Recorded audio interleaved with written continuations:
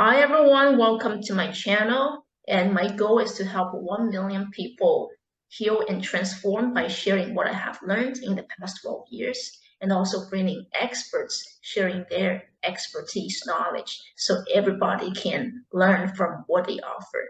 And today's guest is Frank Genova. Frank is an author, mentor, life and relationship coach, podcaster, hairstylist, and a musician. He has also developed his own therapeutic massage modality. Wow, what a life, Frank. And with that being said, I warmly welcome you today for being so generous and so kind with your time. Thank you. Thank you. And Yeah. what a great introduction that was. Thank you for for that. Pleasure to be with you. Thanks. As I was introducing you, did you feel like you've gone through a lot of changes in your life? Yes, and interesting that you bring that up. And in the Mhm. past, I would feel like I was not um, um, quantifying, like it would feel like that I wasn't earning those titles. I don't believe in Mhm. titles anyway, but I Mhm. don't have any resistance to it because I've gone through so much. I've learned so much, and I'm here to help share. There's no resistance now to that. Oh yeah. Uh, yeah, so it was really good, and my life did help me to um, to give myself the authority just to be available for people, not to hide behind labels Mhm. or titles. For sure. Yeah, I've read your book. Thank you. Um, that's your background, The Ultimate Journey, right? Yes, yes. Now this is also through my podcast too, but yeah, if I didn't have this back screen, I would have my books, all my three books Mhm. in the background. But Mhm. yeah, and thank you for reading that. And you shared with me earlier how it landed for you, and thank you for your feedback, which is good. Yeah, you're welcome. Yeah, your book is such an interesting and very deep read. Yeah. I have seldomly come across an author has been so honest about their whole life.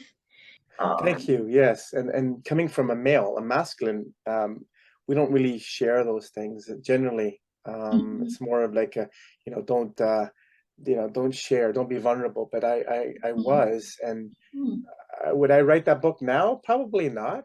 But it was part of my healing to share that. And people have written that have read my book from all Mhm. walks of life, from all nationalities, from all cultures. They all say the same thing. You were talking to me. And Mhm. I mean, it could be a guy that's drinking beer at a pub, or a woman that is in a very strict faith practice. Mhm. They all resonated like I was talking to them. I say, well, I'm not talking about you. I'm talking about the human condition and Mhm. what we all go through. So thank you for bringing that up. Yeah, Yeah, you're welcome. And I think that's why you're such a good life and relationship coach, because in relationships, and life is all about relationships, right? So, and absolutely. it's the relationships within life that makes it good or bad for us. Good or bad, not in a judgmental way, but in a like, feeling-based way. Is Absolutely. it like fulfilling for you, or you're feeling something's like Yes. unbalanced? And I think vulnerability is such an important aspect in relationships and learn how to be vulnerable with the right people in the right way. And also when not to be too vulnerable, when to put up boundaries, but not like wall, but like gentle boundaries. Absolutely. That's called self-respect, self-love, self-care, all that stuff. Knowing Yeah. to, yeah. But vulnerability is actually a strength if Mhm. it's done in a position of you still have your self-authority. Um, like for an example, quickly, I know you have some questions, and we can actually dip into them through our conversation.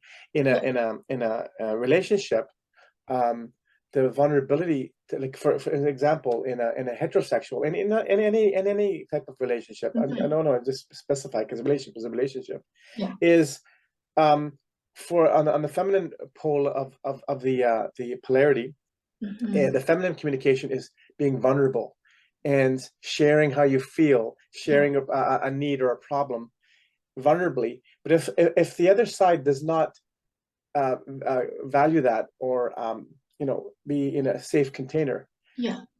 the vulnerability is okay. you're not honoring me, I'm going to walk away from this. Not to be a doormat either. Does that Hmm. make sense to you? Oh yeah, for It's to be sure. vulnerable, but if not being supported, you get to walk and say, this is not for me. And that's a strength. So it's not like being vulnerability doesn't mean weakness, and being a piñata.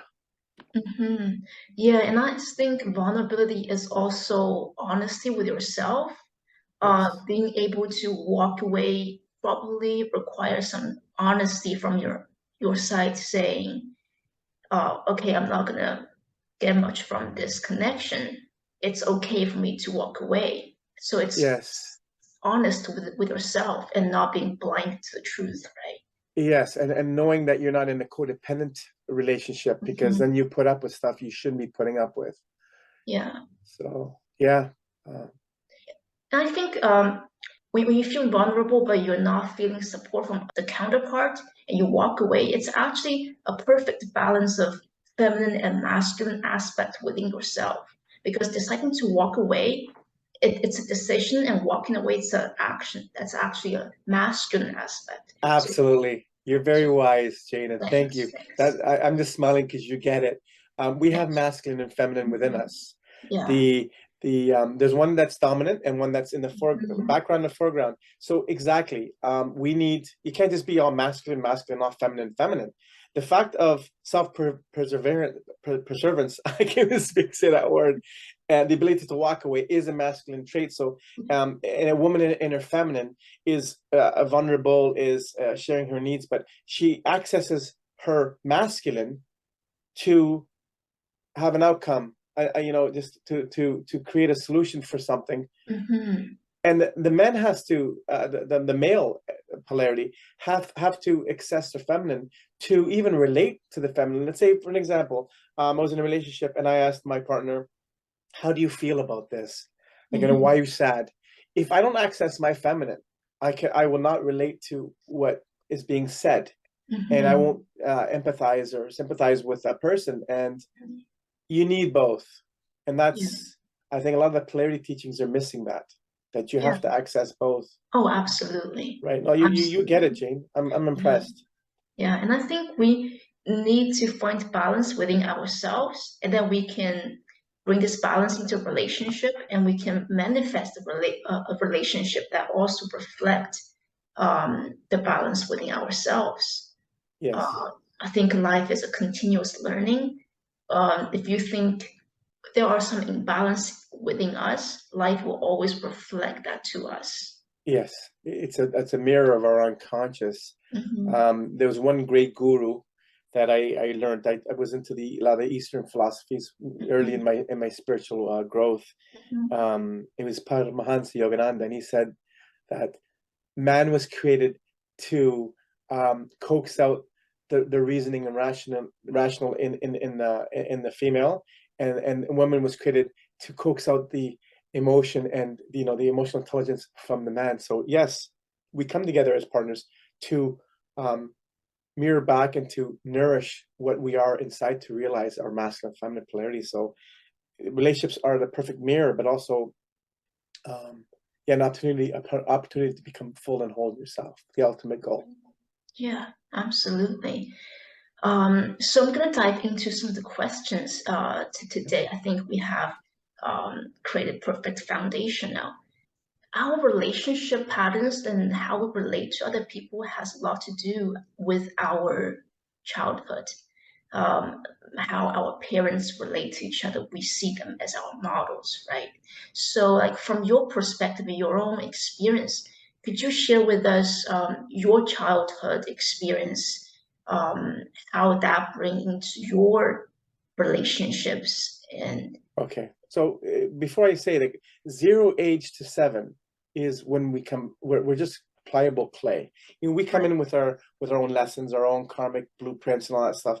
But we're empty sponges when we're 0 to 7, and it's very important how we get the programming and the coding from our parents. Mhm. So with myself, um, my mom has passed, so she's can't come here to defend herself. But I'm not gonna throw her under the bus.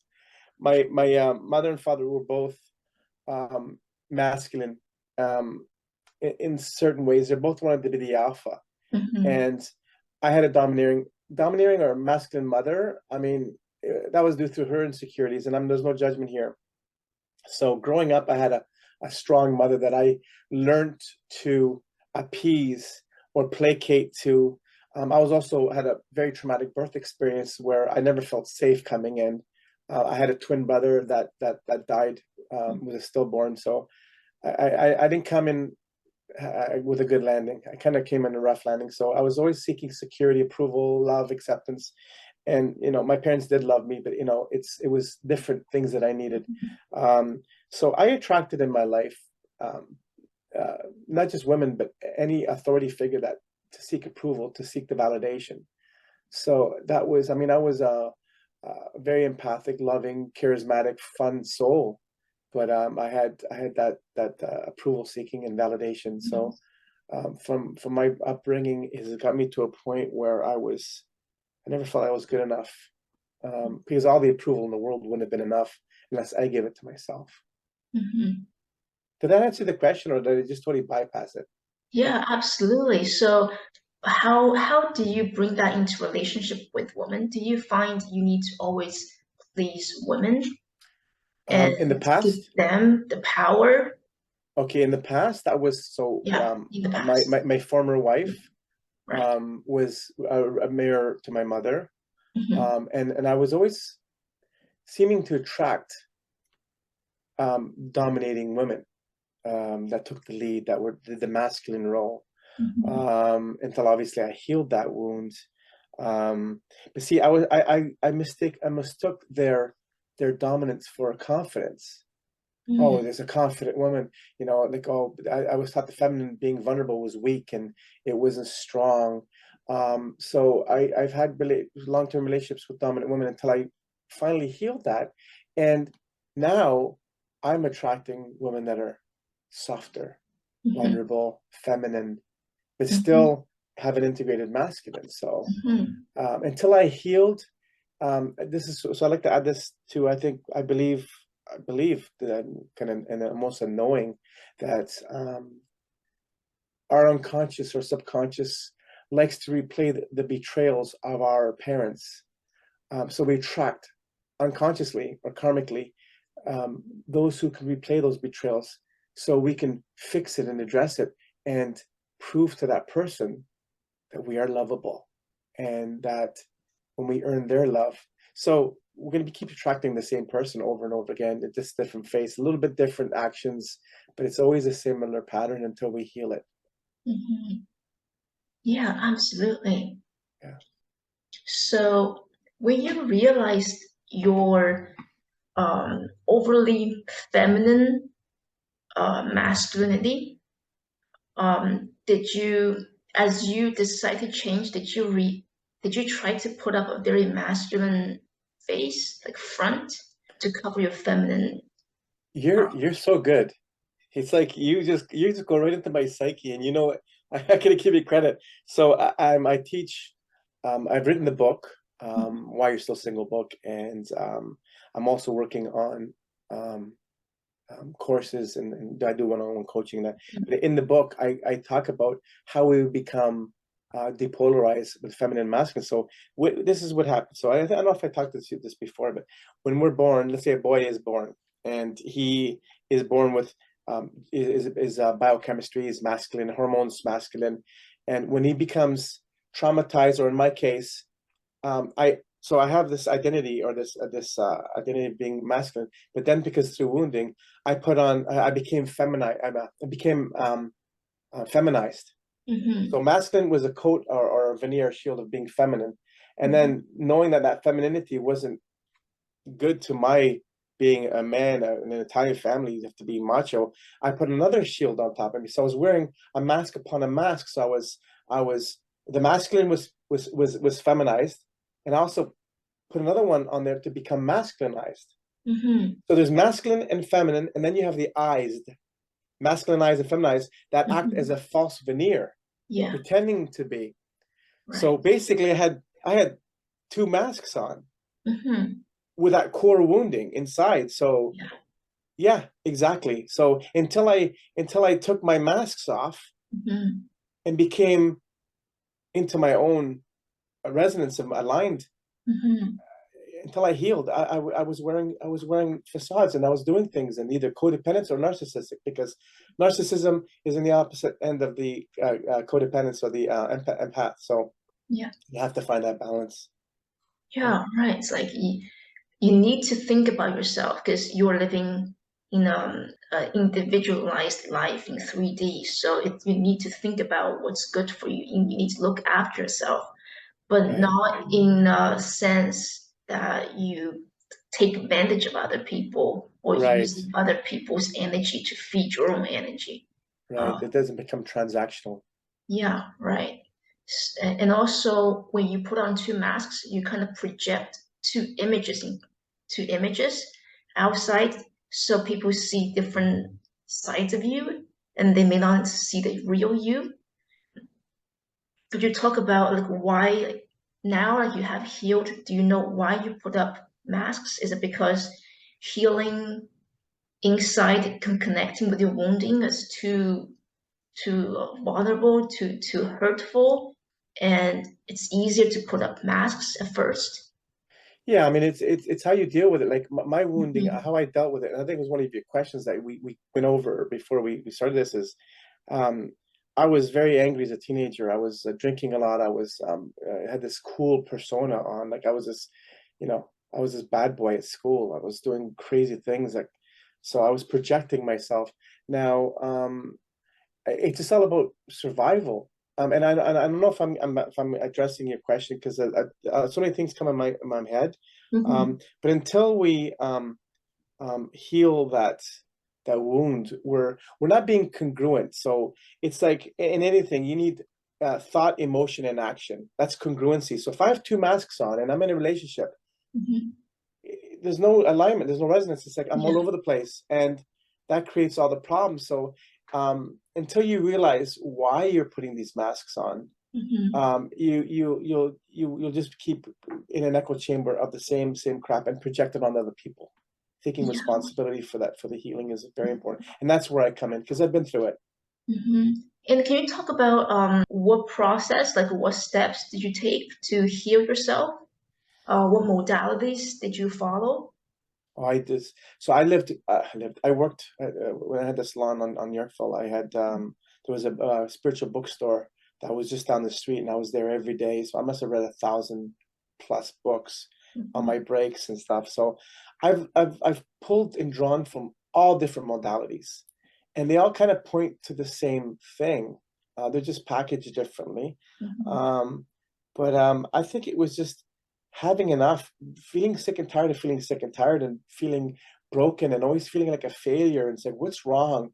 And I met this woman a few years ago, and she basically embodied my mother, my former wife, and just dominant, masculinized women in my life. And it just, something just, doom, it just woke me up. I'm like, oh my God. And then I found about polarity teachings, and then I drew in from the Egyptian, the seven hermetic laws. It's one Mhm. of the laws. It's actually two laws: the law of duality and law of gender.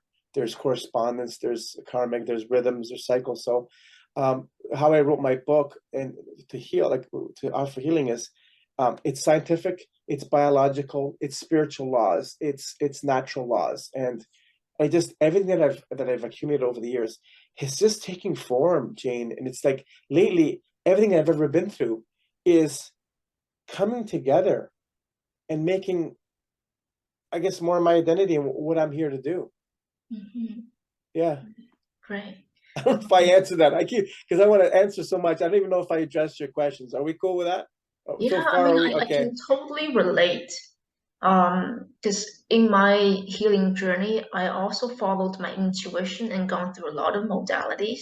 I resonated with some and then move on to another, and sometimes come back to the previous modality to learn another aspect of it or dive deeper into it. It's like a cycle, like a never-ending cycle Yeah. of unlearning, relearning. And it's very, very interesting and fulfilling, meeting people, amazing people, like yourself. is one of the benefits. Yes. You wrote in the book that when you started your healing journey and you've been meditating, you were meditating like several hours a day, but you were still feeling you're feeling unbalanced inside and you wanted to leave. Could you talk about that? Because I think people may have misunderstanding that, oh, spiritual people, they're like living in clouds, don't have worries, but you feel so deeply. Yes, Um, yes, yes. The so I became a vegetarian. I did mhm, fasting. I did all these things. I meditated 2, 3 hours a day with the pictures of Jesus and Yogananda and all these deities crying for. I mean, at 27 years old, I did what I set out to do. I was married. I had a child. I had a house almost paid off. I had working 2 jobs. I was making good money. I had everything that I thought would make me happy mhm. at 27. And actually, today is my would have been my 30th wedding anniversary today. Oh, wow. Yeah, I was just watching that. So anyway, the spiritual path is not it's not bells and roses. It's a hard path because the ego gets beat up. Um, Mhm, so I was doing everything I could to feel that I felt I had everything, but I didn't feel like I was lost. I was a big void missing. So, I mean, yeah, to leave this place, yeah, I actually wrote it in my book that I was planning to do something that I wouldn't. They say unalive, so that's the word that they say here. I think all of us get to that point of what's the use of we're putting so much effort into this and always struggling and having suffering and not finding your peace. You think, oh, you meditate a little bit, or you give your life to a certain deity, and that your life's gonna be roses, but it's not. It's a hard path, and I think that we all have to cross that abyss of just giving up, and then all of a sudden just kind of realizing, hey, we healed from that. We hit bottom, spiritually hit bottom, and I did, because I was expecting um, miraculous things for all the effort that I put in. But mhm. now it's just like it's a part of the process. And um, yeah, so there's a lot of bypassing in spirituality. Spirituality actually attracts a lot of wounded and traumatized people that maybe religion hasn't fulfilled. Mhm. Or when the drugs, when the alcohol, when the sex, when the gambling, and all the bypassing mechanism, this associative and the avoidance stops working. We got to face ourselves, and a lot of people don't want to do that. Mhm. Love and light, it's not my reality, is the ultimate bypass. I share my Mhm. experience vulnerably, as I said before, through the struggles and through the darkness that I went through, and come out the other side Yeah, yeah, with a I smile totally, on my face. yeah, yeah, Right? yes. I really resonate with it because I was doing a lot of healing for the first maybe 8, 10 years. It Mm-hmm. was the last 2 years I start to see the positive result from it. I really start to feel very comfortable in myself. But I wouldn't be here if I did not do all the work, the inner work the past 8 years. Because I had conditioning like 20 something years before I step on the spiritual path and look at all the things I start to realize what's actually meaningful. Right. So I think the spiritual path is difficult at the beginning, but in the end, when you move across a tipping point, it will become better and better. Because it just stuff for me, like things that bothered me in the past doesn't bother me anymore. It's a testament to how much I've healed from past wounds. Right. So life throw me same scenarios. It's like, well, dealt with this already. Been with this before. It's okay. I'm okay. Right. I'm still Right. alive. I'll be fine. Um, Absolutely. and life is an ongoing process.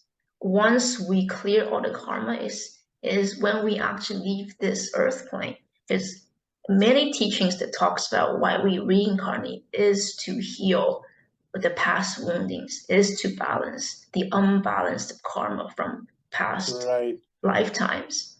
Some So, yeah, some people believe that you can even be incarnated here without karma. You know, if you're like a pure soul, you have to borrow karma to come, because there's no you have to densify down. I'd like to add something, Jane, to that. mhm, There's also pitfalls when you come to a certain level of realization. mhm, The more I realize, the more I learn about stuff, the more I realize I don't know anything about anything. mhm, And you just allow things to be as they are. It's like, whenever you learn a lesson, there's something quickly going to test you to see if you have learned that lesson. oh So yeah, if you had an aha moment, so yeah, you see certain situations. Yeah, I've been there before. It's like you're in a spiral. Time's like a spiral. It's not mhm, linear in a spiritual sense, where you mhm, come back to this problem again, but from a higher vantage point, so you don't get entangled with it, and you can see it. But every time you go up, there's new traps, there's new tricks, there's new deceptions that mhm, we can fall into. So, and I write about that in my book too, that for every level there's another yeah, trap door. And right, it gets easier, but it doesn't get easier, because as you evolve, there's more temptation to fall out, because I mean, whatever religion you are, there is a yin and a yang energy. There's a shadow and a non-shadow self, where there's an energy that's trying to keep us in from doing wrong action. We call it sin, or temptation.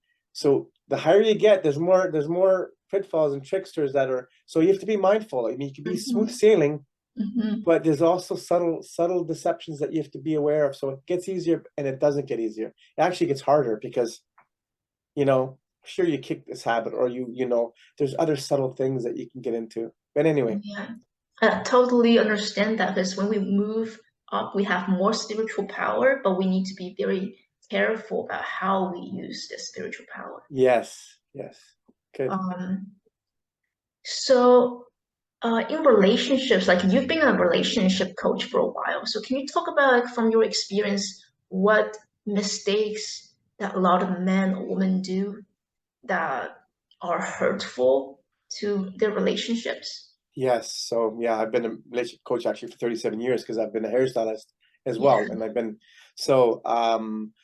the biggest thing is the the depolarization of your poles. Like, men are becoming more feminine in today's society, and women are becoming more independent, powerful, and that's causing an imbalance in our natural. We have to learn how to navigate through this. Either we course correct, and we become men again and women again, or we learn how to navigate this new paradigm, because the polarity and the lack of it is what the problem is. It causes affairs, divorces, boredom, disrespect, the communication. It all Mhm. boils down to polarity and understanding our roles. That Right. could be in a gay relationship, a homosexual relationship, Yeah. anything. There's Mhm. there's masculine, feminine, and throughout nature, and we have to honor that. I Yeah. mean, I wrote a few chapters on what's wrong in my book. So Mhm. So when it comes to masculine and feminine traits, I think a lot of people misunderstand what that yes, looks like.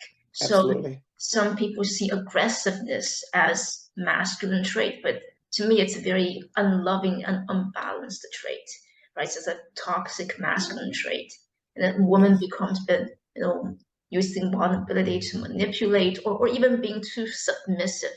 That's also um, a not balanced feminine trait, absolutely. Just right? like we talked about before, if you have a masculine trait that doesn't have that feminine to Mhm, balance it and buffer, it becomes toxic. If you have mhm, the feminine polarity, where it's all submissive, doormat, wallflower, with no masculine a sense of respect and boundaries, it becomes toxic as well. Um, there is an attack on the masculine and feminine in today's society, and I do write about it as well.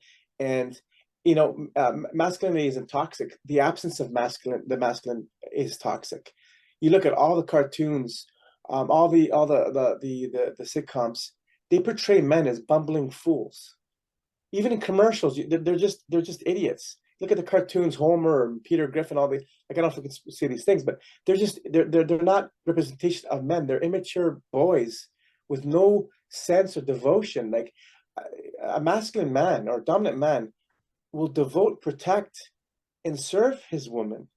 I mean, that's why, I mean, we don't have enough time to unpack all this, but it's like when you're in your true masculine, true feminine, there is the most honor and respect on both sides. And that's been inverted and attacked. So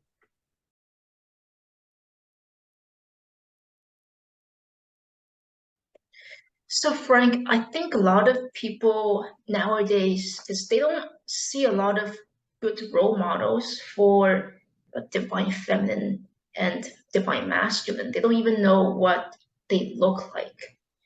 They don't know who to model after. So it's kind of difficult for them to look within to find it.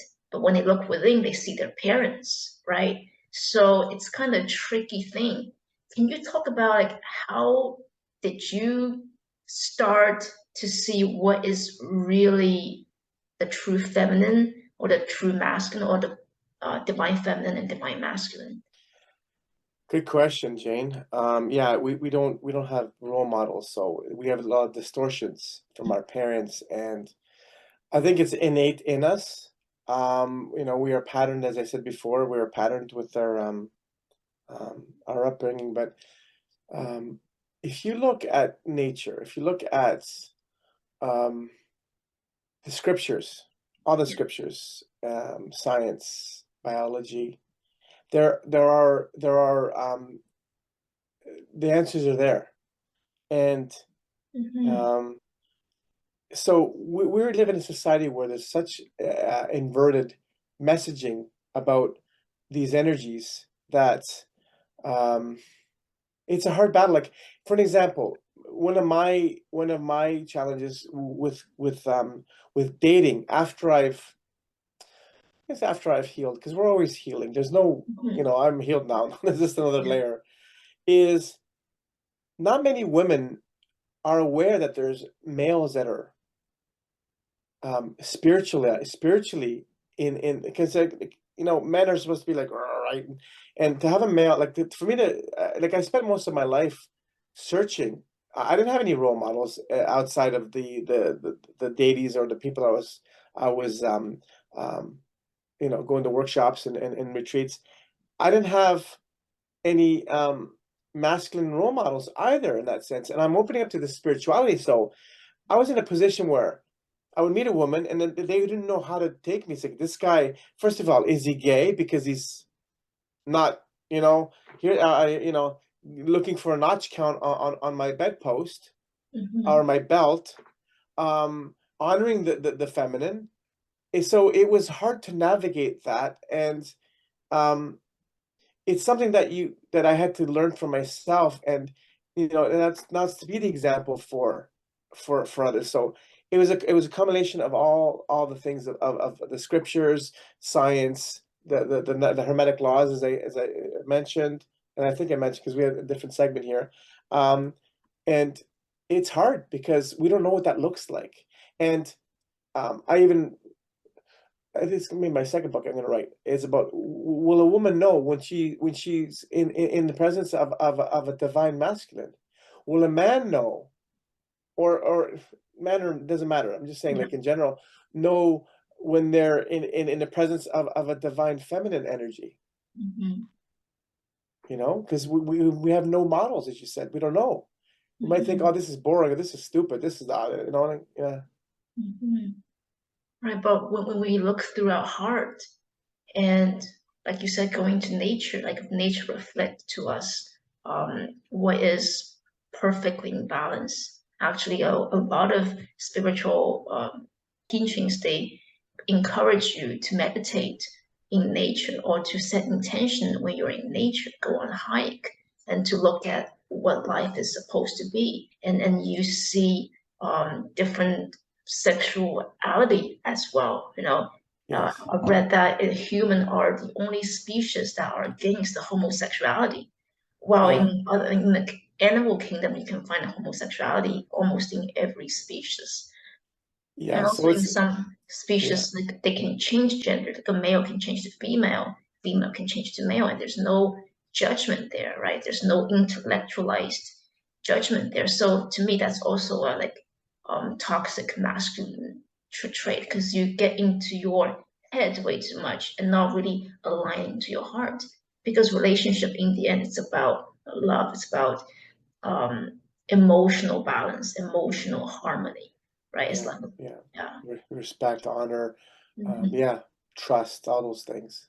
Mhm. So, when you look back on your life, are there anything that you still hold on to, that you hope you have done it different? Is there anything that you haven't forgive yourself, others, or you've come to terms with everything already?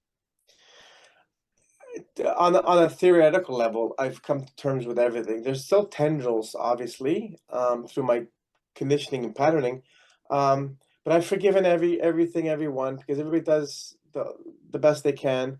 As I said, as I say often, that hurt people, and heal people, is um, would I have liked to do it all over again? No and yes. I mean, that proverbial saying, um, I wish I knew then what I know now, but then it wouldn't have been, you wouldn't have learned, and I would have been that, you know, overprotective and overcautious person because I would know better. You got to go into the mud to really find out about life. But you know, everything happened in a divine order. That's why, I picked this life. I believe we choose our parents and the conditions. We Mhm. see that, a timeline, a rough timeline of what's going to happen for us to learn. So you can't really hold anybody to blame for Mhm. what happened to us because it was a soul evolution, right? But I also have other theories too. I think there's a lot of unnecessary things we go through that we shouldn't go through on this plane. But yeah, I think. Um, I would have I would have loved to learn this earlier, especially the polarity. I would have been so much different. I would have treated people with more respect, with more honor. Yeah. Like, is there anything that you haven't forgive yourself? Did you find the forgiveness really difficult for you, or is Like I said to about others, they only know what they can do. Like they can do their best, their capability. I did my best, Mhm, knowing all what I know. Like mhm, I can't condemn my 5-year-old self for not being able to learn how to drive a car because I didn't know. I didn't have the mhm, tools, right? So mhm, um if I want to look back and through a lens, I don't want to say it as a victim, but I was too naive, I was too trusting of mhm, people. Um and I didn't mature quick enough. I was perpetual Peter Pan. If I want to look back on that lens, but mhm. I mean, I'm here now, so it's like it's all good, right? Yeah. Maybe there's a reason that you were in like a Peter Pan kind of mentality. Were you shielding yourself from something? Is there unconscious fear from growing up and maturing? So another layer to this, and I won't really put anybody in the crosshairs here. I've got a considerable age gap, not considerable, but an age gap with my sister. I'm older, and Mhm, I was, I was the king. I was the sheriff in town. mhm, When she was born, all the attention went on to her, and I turned into one of my teachers said, "Oh, we have to give Frank a playpen because he turned in." I turned into this. I wanted the attention. So I turned into that emotional child. Yeah. So I reverted to that. mhm. Um, so yeah, I think. Did your parents allow you to be a child when you were a child? Because sometimes kids didn't want to grow up. It's because they were pushed to grow up too quickly. I think my mom in her so this is where it was in her last days. We did a lot of healing in her last days. Mhm, And this is something that's kind of vulnerable for me to say now, but it's okay because it's been many years ago. And I said, Mom, why were you so tough on me? mhm, I was a bitch. She admitted it. I was a bitch, I know. She mhm, goes, but I was trying to toughen you up. So mhm, yeah, they allowed me to be this child. I mean, I was because of my birthing condition, I was a miracle child to be alive because I was I was a premature baby. I was my brother died, as I said, and I was in an incubator. So there was this spoilt part of me, and they allowed me to be. But maybe I never had to really mature and grow up. So they allowed me, but they also wanted me to grow up, Mm-hmm. and I didn't because I mean this is another thing that I went to an intuitive a couple years ago, and my mom came through, and my mom was saying that. What was she saying? Oh, you came in with such loving light, Mm-hmm. such compassion, such like love and joy Mm-hmm. that my parents, especially my mother, didn't know how to handle that. Mm-hmm. So Yeah. they were scared because like, who is this? Who is this person? Like what? Mm-hmm. Like like, and I came in and I was that naive soul, I think, in that sense, where I was just peace and love and stuff, right? So, having a masculine body, a male body, being in an Italian community where you have to be, the man, and I didn't fit that bill, and I mean, I was questioning, was I gay? Like I went like 11, 12, I was questioning because I'm like, oh, how come I'm not, that really masculine man, right? Yeah. And but it was all because of I think I came here with a pure intention, pure light, pure love, and the Mm-hmm. world just kind of tore me down. And, Yeah. and I would always still have the compassion. I didn't have the anger. And, growing up as a teenager, I had a lot of anger. And I swore at God, I swore at everything. And like, I was Mm-hmm. very angry, I drank. I was trying to numb it all away. Mm-hmm. Yeah. Because like earth energy may be like too harsh for you. It Yeah, can it's be too like much. a very pure soul has been staying in the spirit realm for a long time before you reincarnate. Yeah, So like you bring so much purity and spirit with your birth and with your right. life.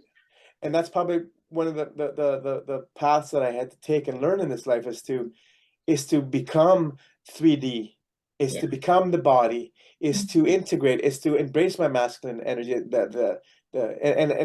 I did a lot of growing. I'm still Mm-hmm. soft. I'm still like kind of Mm-hmm. empathic, but I've Yeah. I'm not I haven't, and this is not good or bad. I don't know if it's good or bad, but I didn't even cry when my mom died.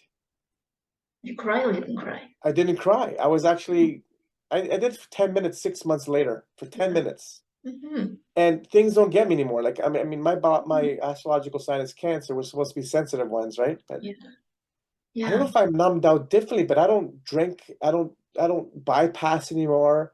I Mm-hmm. mean, I will have emotions I can feel, but I'm not emotional anymore. And it's like, Mm-hmm. wow, what a difference, Yeah. Yeah. right? And And it's that's a like, clearing. Yeah. I can see. right, Mm-hmm. yeah, and it's like, yeah, I love lifting weights. I love having that, it just I'm becoming more grounded in myself and my body, and I'm Mm-hmm. not getting lost in the whole hocus pocus fantasy dreamland Peter Pan, Yeah. Yeah. Yeah. Right.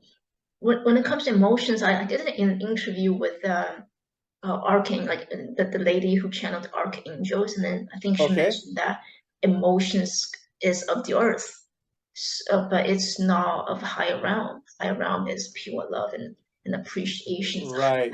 higher energy. And then she said love is constant. It's not an emotion. Love is So, not an emotion. It's not. but it's a feeling, right? It's a state Because of being.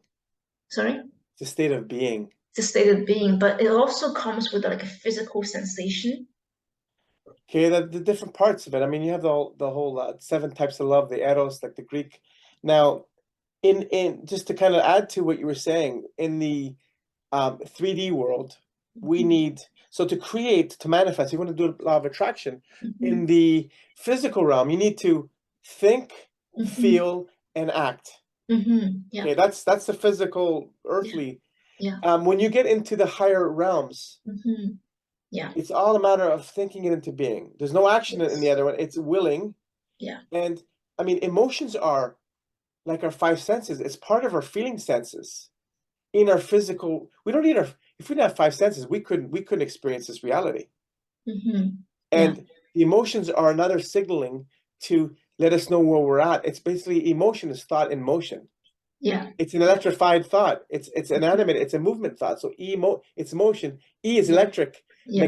Magnetic is emotion, and E electric So we have an electromagnetic field. We have electro thought, and magnetic is our emotion. So together, it's just an animated physical reality of thought, our emotions.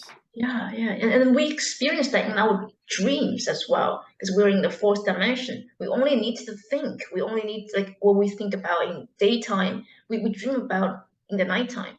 And that's why Right. we can travel to places we want to see. We travel to Yes. people we want to see, because in the higher dimension, it's less dense and we can travel to where we want to go. Yes. And I really like in the book that you use the analogy of thermometer Yes. That was rather than is that my second book? that's in your first book. Okay, Uh, well, yeah, a lot of bleed over. yeah, Yes, the thermometer, exactly. instead of a radio station, because a lot of people use analogy of changing radio stations, like to changing brain waves. Like, okay, to change the way you think, and you're gonna manifest this. But it's not like that. In 3D, it's like a thermometer, like you said. You change your thinking, your actions, your emotions, and the temperature is gonna change gradually. It's not like Yeah, it's not, yeah, radio yeah. station. It's Yeah. like I told you about the ball going down the hill. Like you've already set something in motion. It's gonna take time for that thing to slow down and to change momentum. Mhm. It's like a big ship, Mhm. like you're going with the ship. You can't just turn around and go backwards. If you these cruise ships, it takes a long time before you kind of eventually go and change trajectory, Mhm. right? And yeah, I just like for an example, this is an example here. If you close your or not close your eyes, if you imagine yourself going to the moon, Mhm. you've gone there already. Energetically, you're there, but you've got this dense, crude, Yeah. dense matter that you got to put some effort to get up there. So in the Mhm. spiritual world, what you think manifests. Mhm. But we have this density, this. We need to expend action and emotion along Mhm. with our intention and thought to create in Mhm. this realm. Yeah. And when it comes to manifestation, it's so important that we don't put out mixed messages into the universe. We cannot think in one way and feel another way and expect something specific to happen, because Yes. we were sending out different, like, conflicting signals to the universe. Right. And I think that's why healing is so important, because there are so many parts of us sometimes we're not aware of. We may think, okay, I want to attract a good job, I want to attract a good partner, but there are parts of us that are wounded. They're not, and you're not aware of it, because people who are traumatized, I think they use dissociative strategies, and there are parts of them they're not consciously aware. Right. It's a protective mechanism, so the child doesn't realize how much they were damaged, but on some level, they're still aware that's there, and in reality, the hurt is still there. Yes. So that's why without truly healing yourself, you're not able to manifest a harmonious life or harmonious relationship that you really desire. Right. And you're coming from when you're wounded, you're coming in it from a needing place, a needy place. Mhm. So when Yeah. you said, I want this job, I want that, by you saying I want it, just tells the universe you don't have it. And you're Mhm. always having that carrot on the stick where I want it, but there's a space between the wanting and having that you have the stick with a carrot on the end. You never get it because you're in wanting. And Mhm. until you raise your vibration of having it in the now moment, because that's all we Mhm. have is a now moment, Yeah, is to yeah, feel that I have this job. I'm grateful. yeah. Your unconscious and the spiritual energies will make it happen. But if you say, Mhm. I wish I had this, I want this, Mhm. if this happens, when this happens, you're pushing Mhm. it out in the future, which never is really in the now. So you'll never Mhm. get it. So Yes. when you that's a great point that you said when you're in wounded, it's always that you're in lack and you're not asking, you're not raising your vibration in a sense Mhm. of having it or being that vibration because you're coming from a wound. Yes, yes. And my spirit guides have communicated to me that whenever you want something to manifest in your life, always come from a place of appreciation and present time thinking. So Like you I have it. appreciate I have it already, and that raises your vibration, but also change your behavior as well. Because when you think, I want this, I want that, and you're in a different vibration and you're not in the motivative action mode. When you're in appreciative feeling, you are more motivated to do something, Right, right. right? To change your life because Yes. it's a higher vibration. There's some biological, like chemical changes in you as well. As well. And you know, getting back to what I said before, you need to be congruent with your mind, feeling, and action. Yeah. Well, when you act as if, and you are Mhm. grateful, let's say you wanted to have something in your hands, like, okay, I have this. So you're happy that you have it. Mhm. Your vibration says you have it, but then your unconscious or your spirit says like, well, oh, this is not congruent. I better get this because you know, every other aspect of me is believing that it has. It's like I better get on this and bring it into in alignment. So Mhm. it goes looks for ways to bring it and make that a reality because like, wait a second, you know, I'm always getting signals of I want this, I want this. Okay, we'll just keep it wanting it. It's never going to happen. But when every other part of you is knowing that it has it and it's glad that it has it, Mhm. it has to happen. Yeah. Spiritual law, it Mhm. has to manifest. That's how it works. Yeah. Right. It has to happen because our reality is actually outside reality is a reflection of our inner reality. Yes. So, and it's very important that we don't visualize like specific outcome, but focus on a feeling how you would feel when you have it, what it makes you feel. Right. Um, That's the magnet I told you about. mhm, The thinking is the electricity, and the mhm, magnet is what attracts you to it. So an electromagnetic field. When you have your thoughts and mhm, emotions aligned, and mhm. the knowing that it's there and the gratitude, you're just a magnet to draw it towards you. Yeah. Right. And we usually feel love and appreciation when we think about the things we really want, right? Or what we really want to experience in our life. Right, So that is a really, really good feeling. And right. these are the feelings that's going to increase the quality of our lives and um, make us feel more fulfilled about life too. Yes, yes. You know, interesting. I'd like to add something here is whenever I think of something and I just don't harp on it, like, Hmm. oh, it'd be good to have this. And I don't have a neediness to it, Mm. it comes fast. It's like, Yeah. oh, I thought about this the other day. It came. But if I'm sitting there and I want to do this, and you go too much, you're pushing it away because you're like a Yeah. need. It's like you're needing, and it's like, Yeah. Like you're not giving it to the universe. You're not releasing it to the universe. yeah, Yeah. what is it? Let go, let God, whatever. Yes. I use an example. I don't know if it was in my second book. I believe it was in my second book, where you're going to the restaurant, you look at the menu, and you order your food. You're not gonna go every 5 minutes to the waitress like, oh, is it ready yet? Is it ready yet? Is it ready yet? Yeah. You know, the chef has to prepare. I mean, if they're frozen in bags or if they're done from scratch, you got Yeah. to wait for it to happen. So you don't question if it's coming. You know the food's going to come. You might get Hmm. impatient if you're really hungry, but just set your order in, know that it's done, be grateful, and move on. It's like and there's no resistance. You get out of the way. It's going to happen because you're not resisting Yeah, by right. wanting. Yeah, Yeah, yeah. And I think a lot of people are questioning because our past generations, they were not taught how the universe works. And like the power was centralized in certain groups. It's only maybe the past 40, 30, 40 years, spiritual knowledge become more popular, like just in common culture. So we start to realize, oh, how it works. It's in the spiritual and the spirituality and the universe. It doesn't discriminate against anybody. It's equal to everybody. yeah, So yeah. when you have developed this trust, you realize, wow, it works just like a restaurant. Because we were taught how restaurant works, but we were not taught how the universe works.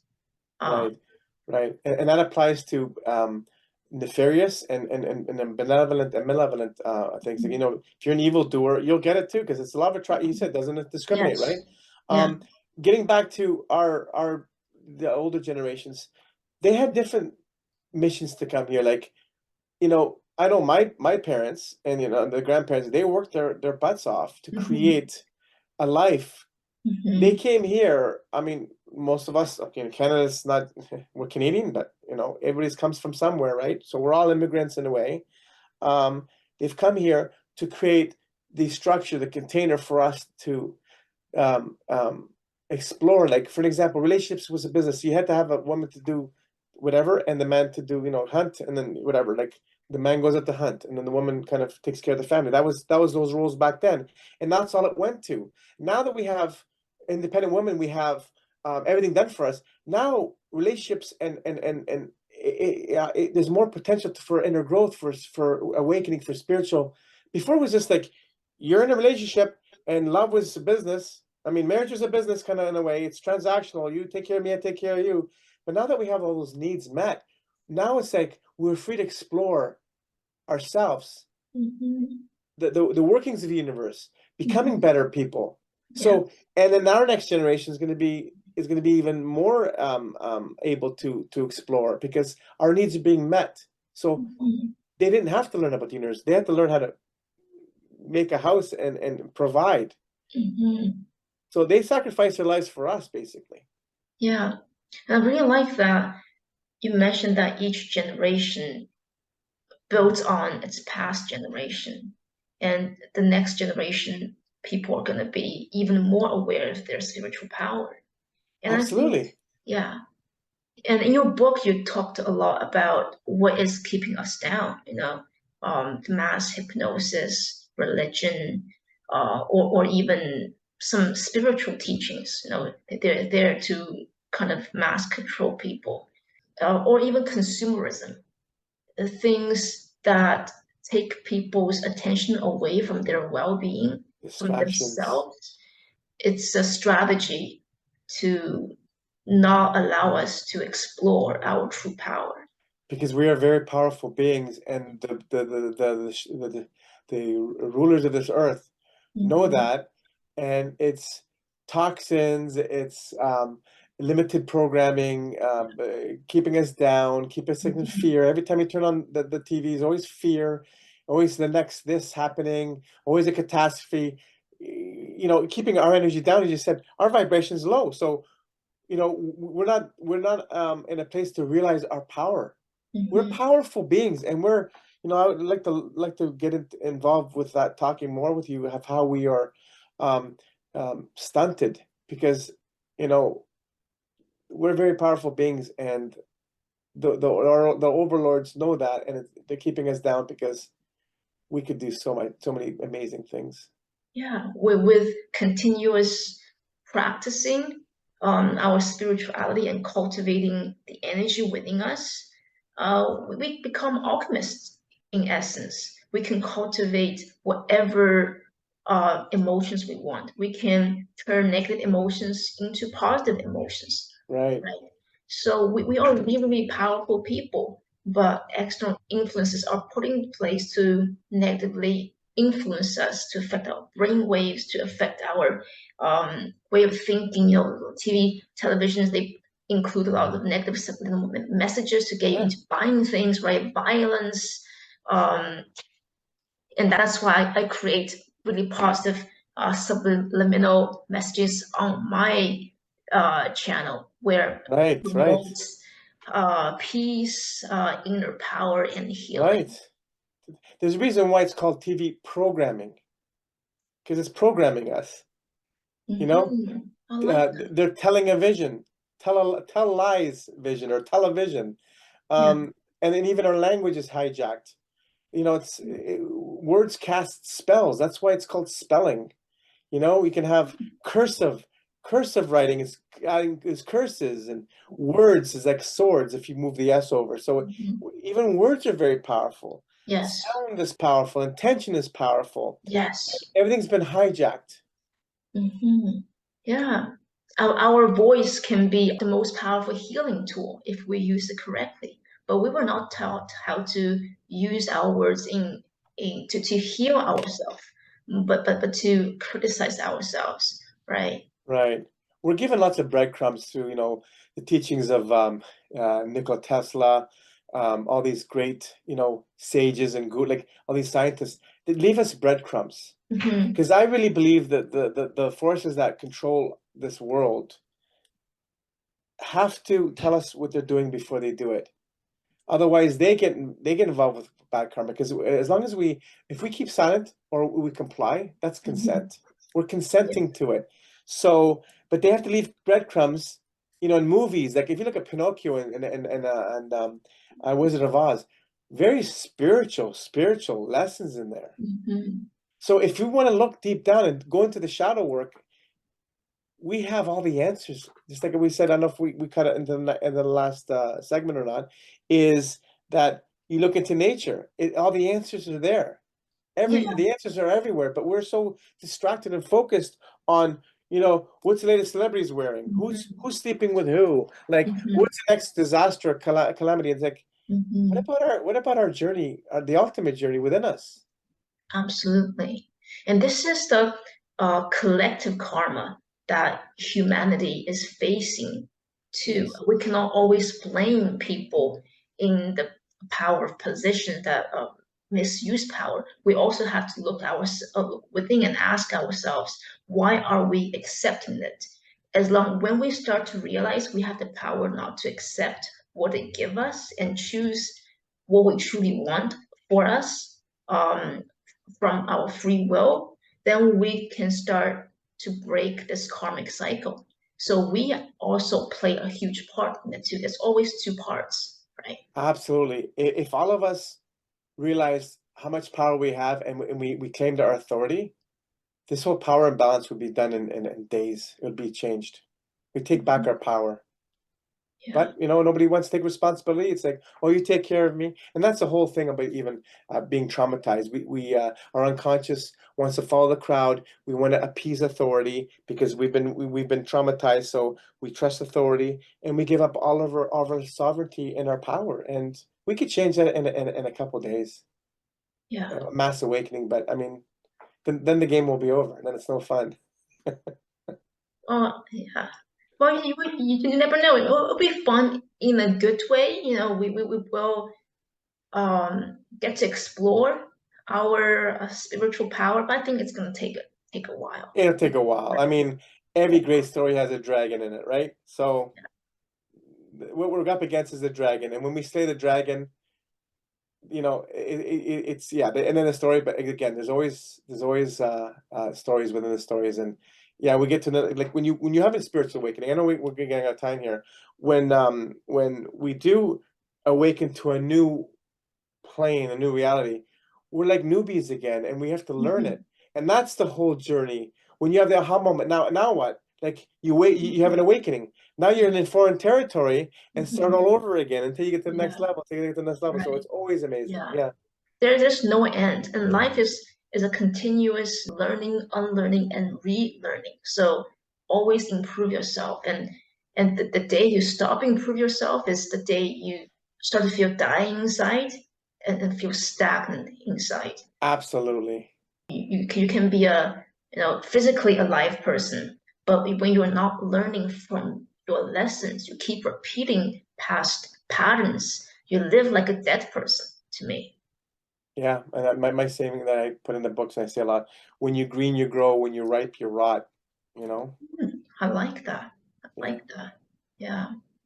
Okay, And great. Thank you so much, Frank, for your time you're so welcome. Thank you. and generously sharing with us your knowledge, experiences.